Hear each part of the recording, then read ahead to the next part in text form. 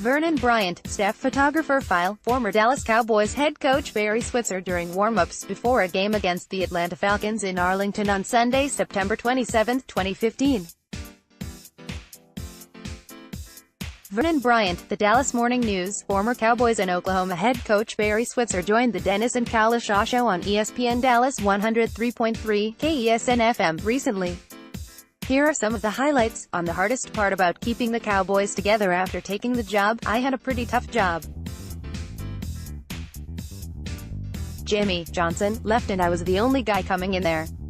I didn't get to hire my staff. I didn't have these guys with me. They weren't my coaches. I didn't know who they were going to be. I didn't even know most of them.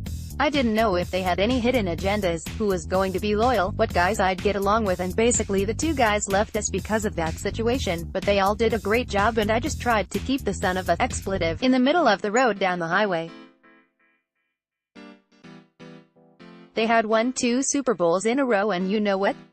If they'd listened to me guys, when we were at San Francisco that first year and we'd go down 21-0 in the first 5 minutes if we don't throw an interception and fumble the football, we wouldn't have been down 21-0 if they had listened to me, right?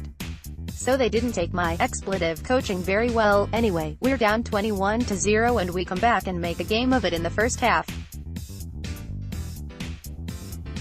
I make a mistake and we get the ball with 1:20 left in the first half. Just go out and score. And Ernie Zampese said, "Listen, let's get a field goal." I said, "Ernie, let's run it 3 times and if we have to punt the football, we'll punt it."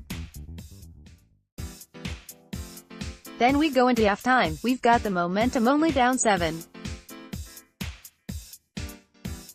What happens? I let Ernie talk me into it. We throw 3 incompletions, we punt the ball and they hit Jerry Rice over Larry Brown in the end zone at the end of the first half. A fingertip catch. Gut instinct told me not to do it because it's a percentage to do that. Can't play with percentages and I didn't let someone talk me into it, and it might have cost us the ball game. On what he misses about coaching the Cowboys, that's the one thing I do miss about Dallas is, not you expletive guys as much as I did Jerry Jones and Larry and Stephen Jones, and the relationships that we had. We were really close and we really enjoyed the experiences that we had together. Those 4 years went by in a hurry just like these 25 did. On his relationship with Troy Aikman, I stay in touch with Troy Aikman. Troy and I had a conversation over a year ago and he says, "Coach, that's behind us.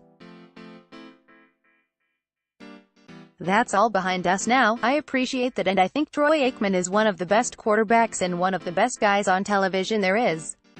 And one of the best quarterbacks to ever play. You have to ask Troy. I believe he's being honest and truthful. We looked at things differently in some ways, the way I approached it, but that's the way I've always done it and I'm not going to do anything different than that. Click here to listen to the full interview.